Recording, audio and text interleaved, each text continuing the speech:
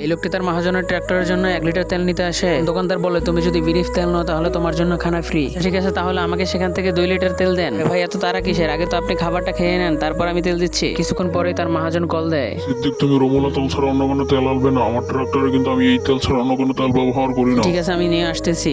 এই মহাজনও না আমাকে সবসময় জ্বালিয়ে মারে। কেউ একটু শান্তি নাই, কোথাও একটু লাভ করবো তাও পারতেছি না। ঠিক আছে ভাইজান, তাহলে আপনি রমুলা তেল নিয়ে যান। তাই তো করতে হবে, তাছাড়া কোনো রাস্তা নেই। একটু চেক করে দেখি। কি আর বলবো আমার মহাজনের কথা, সবকিছু চেক করে নিতে হয়, না হলে 2 নম্বর হলে আমার অবস্থা খারাপ করে দেয়। পুরো লোকটি ভালো করে স্ক্যানার চেক করতে থাকে। স্ক্যানার চেক করে কিভাবে বোঝা যায় যে এটা 1 নাম্বার না 2 নাম্বার? ঠিক আছে ভাই, আপনি ভালোভাবে চেক করে নেন, সমস্যা নাই। আমি 1 নাম্বার মাল বিক্রি করি। হ্যাঁ ঠিক আছে, এই নেন আপনার টাকা দিয়ে আমি এখান থেকে চলে যাবো, টেনশন নাই আপনার। পরে লোকটি ট্রাক্টরের কাছে চলে আসে। লোকটি দাঁড়িয়ে দাঁড়িয়ে আফসোস করতে থাকে, আমার জীবন এমন হলে কিভাবে চলবো আমি বুঝতে পারতেছি না। এরপরে লোকটি তেলের নাকের দিকে তাকায় এবং তেলের নাকটি হাতে নেয়। লোকটি মহাজনকে বলে, মহাজন দেখেন এই তেলের নাকের ভিতর কি যেন একটা আছে। এরপরে লোকটি চাবি দিয়ে তেলের নাকের উপরের কাগজটা উঠায় টাকা পায়। এটা দেখে রীতিমতো অবাক হয়ে যায় এবং তার মহাজনকে বলতে থাকে, মহাজন এটার ভিতরে তো টাকা এই পেয়েছি। জন্য তো তোকে এটা আনতে বলছি, কারণ এটা অফার করতেছে এগুলা। মহাজন একটার মধ্যে যেহেতু কিছু পাইছে, আরেকটার মধ্যে কিছু থাকবে। নাকা যখনই লোকটি চেক করে এবং সেখানে একটি সোনার কয়েল পায়, সেটা দেখে লোকটি অবাক হয়ে যায়। লোকটি চিল্লায় বলতে থাকে, আমার আর কোনো কষ্ট থাকবে না। সাবস্ক্রাইব।